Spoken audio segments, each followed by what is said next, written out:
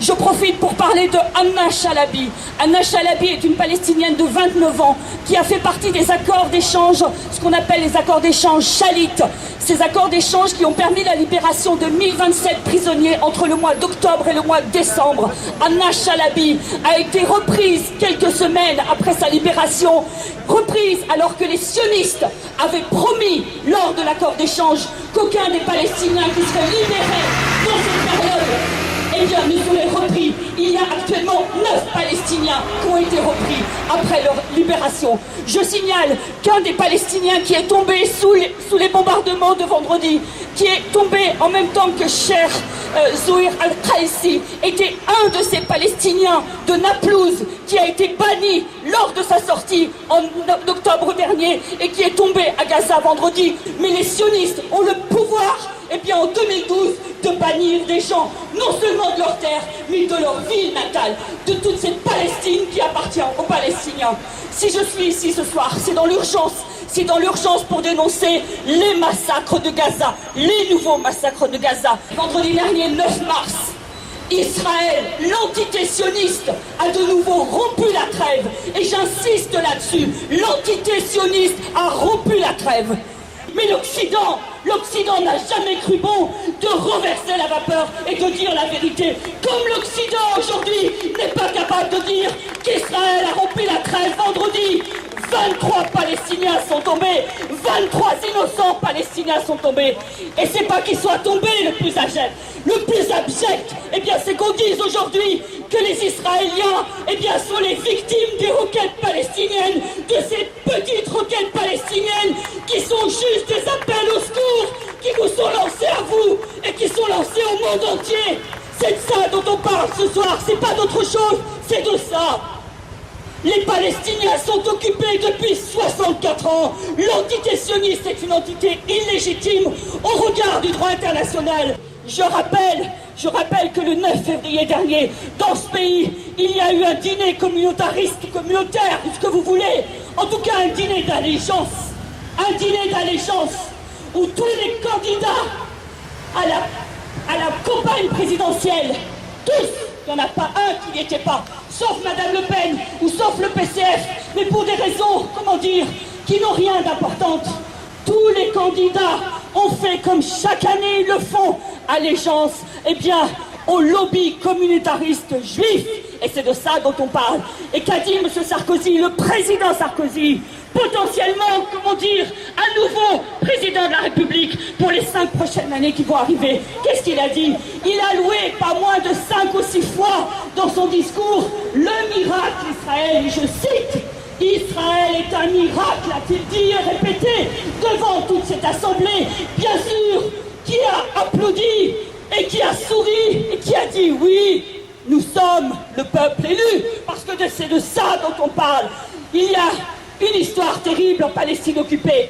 Ce n'est pas l'histoire qui fait fonctionner le droit international, c'est l'histoire qui fait fonctionner des mythes, et je dis bien des mythes. Une 2/3 de la Palestine a une minorité de colons, parce qu'ils ont toujours été des colons depuis le premier jour. Imaginez, mais j'en ai affaire de l'avenir du peuple palestinien. Oui, j'en ai affaire. Qu'est-ce qu'elle a dit, Madame Pulvar? N'est-ce pas? Elle a dit oui, occupez-vous d'autre chose. Qu'est-ce qu'elle a dit à Monsieur de Villepin?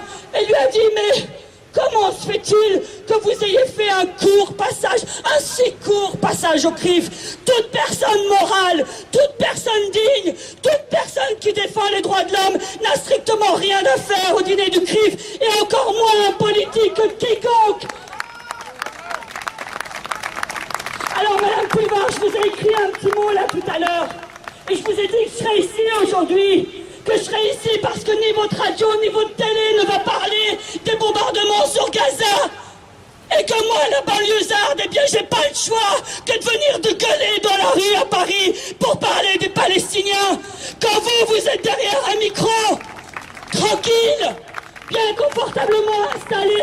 Moi je n'ai pas le droit, je n'ai pas le choix que de gueuler toute ma colère et toute la rage que tous les hommes devraient gueuler à Paris aujourd'hui.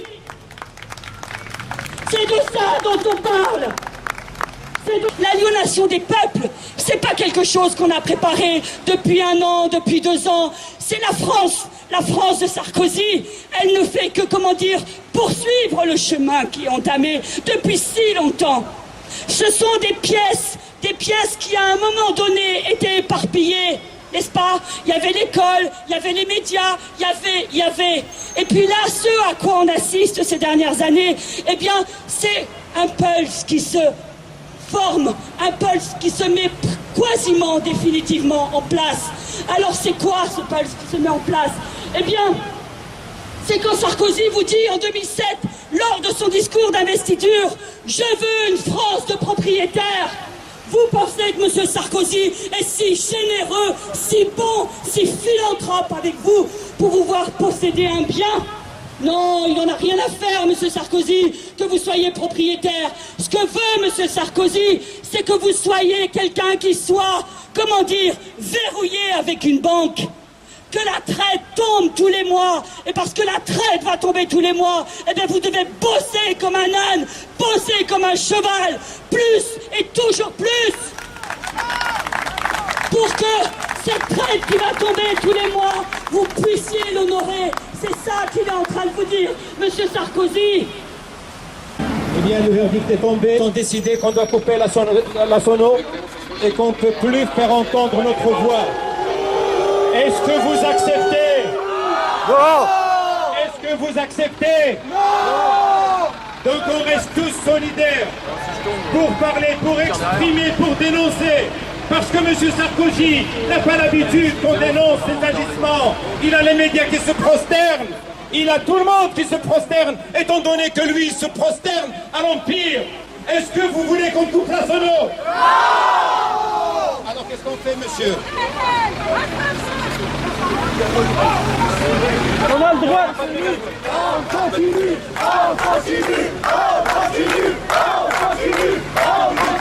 Qu'est-ce que vous dites d'abord de lever quelques slogans? Israël, assassin! Israël, assassin! Israël, assassin! Tout le monde! Israël, assassin!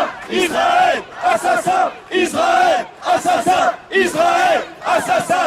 Israël, assassin! Sarkozy, complice! Israël, assassin! Sarkozy, complice! Israël, assassin! Sarkozy, complice! Israël, assassin! Sarkozy, complice! Israël, assassin! Sarkozy, complice! Israël, assassin!